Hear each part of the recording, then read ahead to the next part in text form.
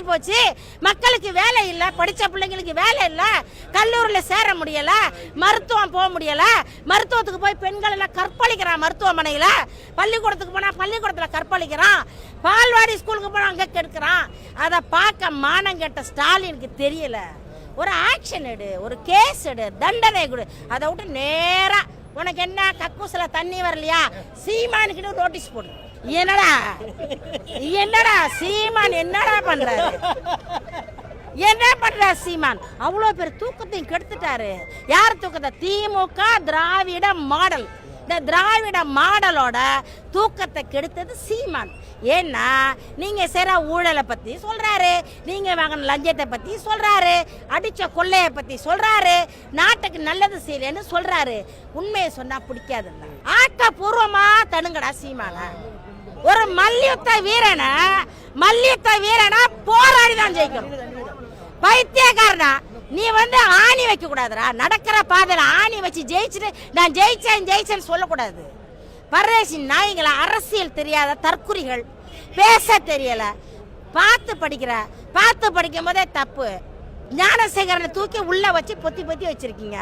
கெட்டு பைய போறான், 5 வயசு 8 வயசு பிள்ளைய கிடக்குறான். தண்டனை கொடுக்க உங்களுக்கு திராணி இல்லை, துப்பு இல்லை, உங்களுக்கு ஒண்ணுமே இல்லாத நீங்க சீமான் கிட்ட உரண்ட வளர்க்குறானுங்க. ஆனா எங்க சீமான் இருக்காருன்னு நினைக்காதீங்க. நாங்கெல்லாம் இருக்கோம். இதை திமுக இன்னும் சீமான நோண்டிக்கிட்டே இருந்தீங்கன்னா பெரிய கலவரம் நடக்கும் நாட்டில்.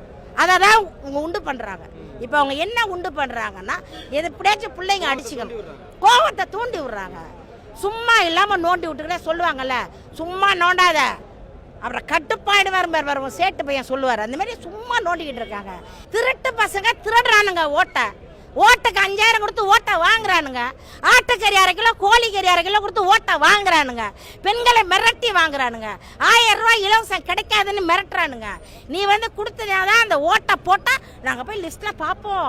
நீ மட்டும் ஓட்டு போடல, இலவசம் 1000 ரூபாய் கிடைக்காது. ஓசி பஸ் கிடைக்காது.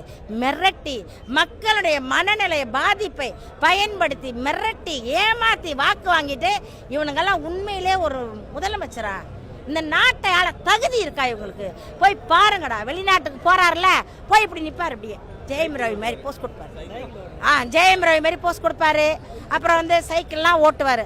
ஆனா அந்த நாட்டை ரோட்டை எப்படி போட்டிருக்கான், அந்த நாட்டை எப்படி ஆட்சி பண்றான், அந்த நாட்டில் மக்கள் என்ன பண்றாங்க, மக்கள் என்ன சம்பாதிக்கிறாங்க, மக்கள் என்ன மகிழ்ச்சியா இருக்காங்க, இதெல்லாம் பாருங்கடா.